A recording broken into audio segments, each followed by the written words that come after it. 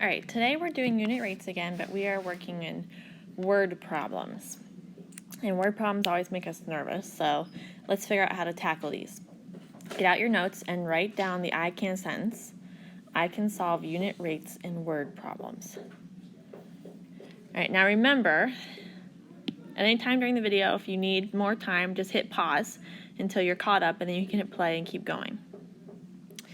The word unit in unit rates means we're finding one of something. We're always going to be finding one of something.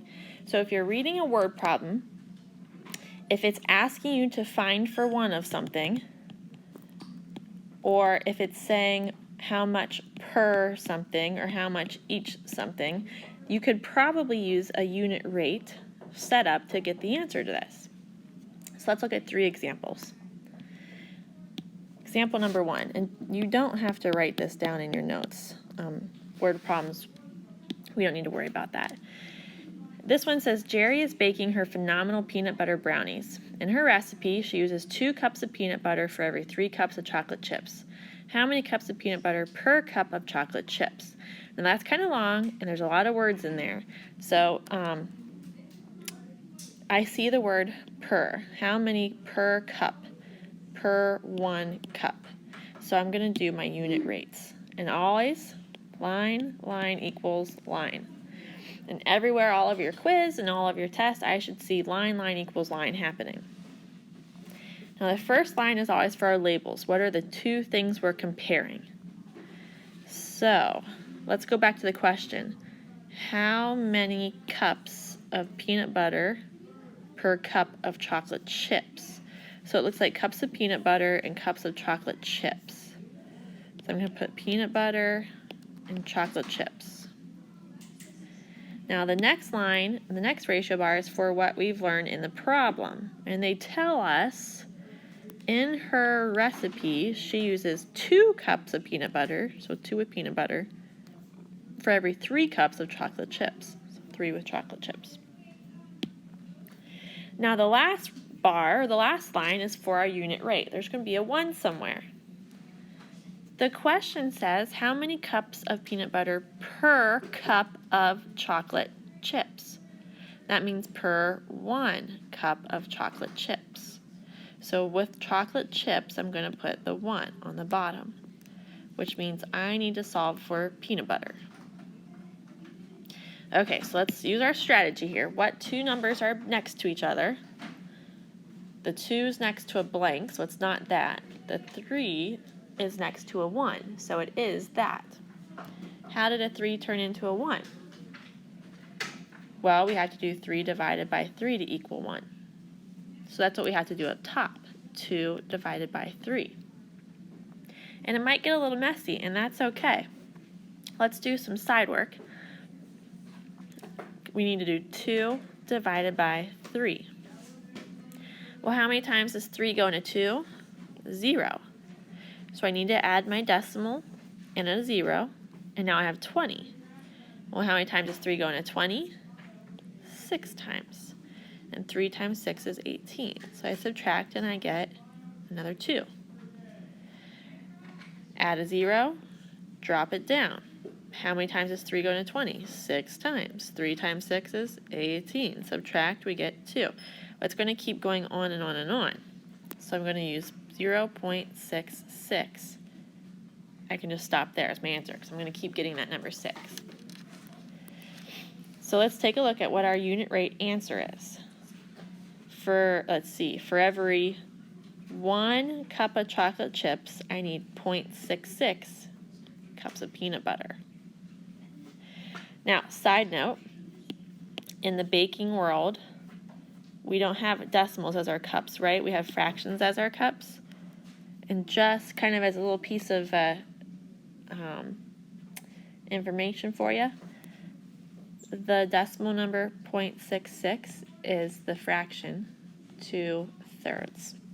So that would be 2/3 of a cup of peanut butter for every 1 cup of chocolate chips. All right, that line equals line setup is important. It leads us through our problem. Let's look at example number 2. On a backpacking trip, you hike 150 miles in 8 days. You consumed 1,600 calories during this time. Here's the question. How many miles do you hike per day? So per day means per 1 day. And that's how I know I'm doing a unit rate, because per day means per 1 day, and 1 of something is a unit rate. So I do my line equals line. My labels. The first thing, what am I comparing? Well, the question says how many miles per day. So I'm comparing miles and days. The second bar is for the information the problem tells us. They told us 150 miles, and they told us 8 days. Now, our unit rate. A 1's going to go somewhere. And here we see it per day, so per 1 day. So the question is how many miles per 1 day? So that's how I know where my 1 goes. So now I think we're ready to solve. So we're going to go from 8 to a 1 because they're next to each other. How'd that happen? 8 divided by 8 equals 1. So I do the same thing up top. I divide by 8. So I'm going to do off to the side my division problem.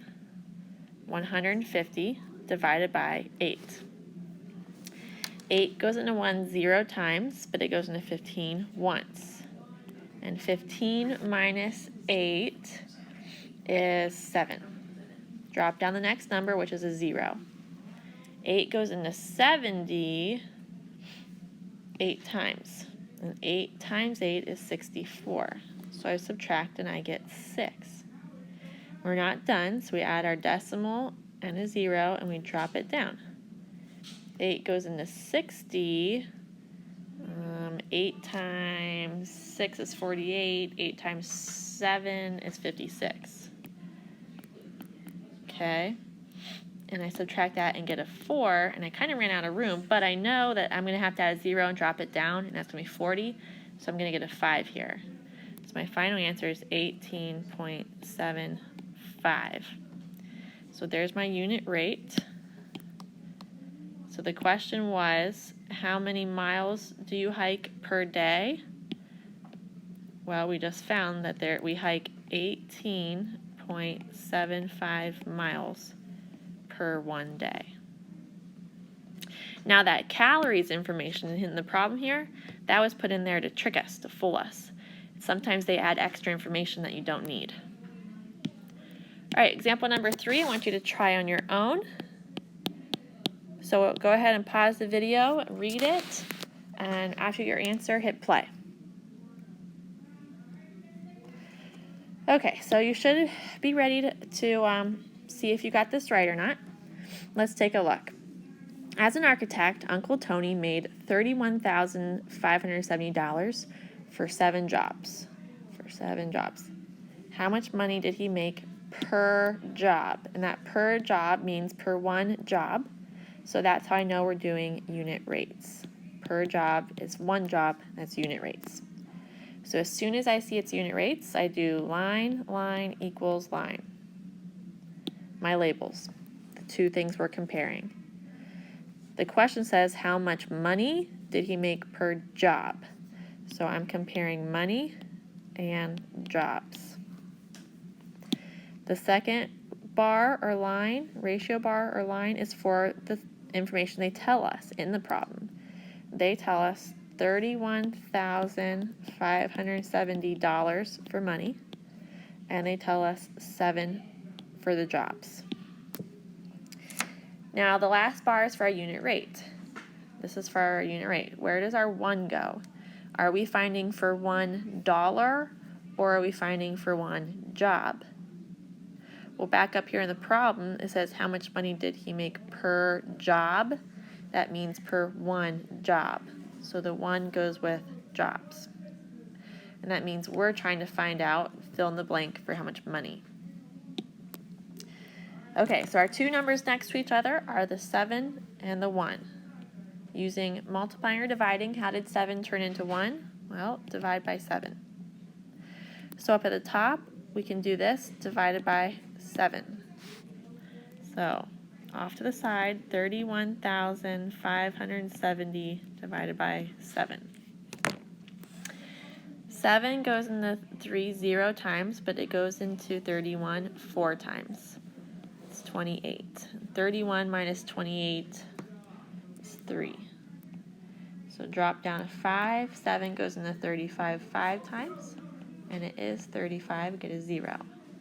Drop down the next number, a 7. 7 goes into 7 one time. We subtract, you get 0. Drop down the next number, which is a 0. 7 goes into 0 0 times, and 7 times 0 is 0. So we're done. So go fill in your answer, 4,510. And in this case, the question was, how much money did he make per job? And we just learned that he makes $4,510 per job. You should be ready for your quick check by now, so go ahead and get on Schoology, take the quick check, and I should be seeing your line equals line setups for every problem.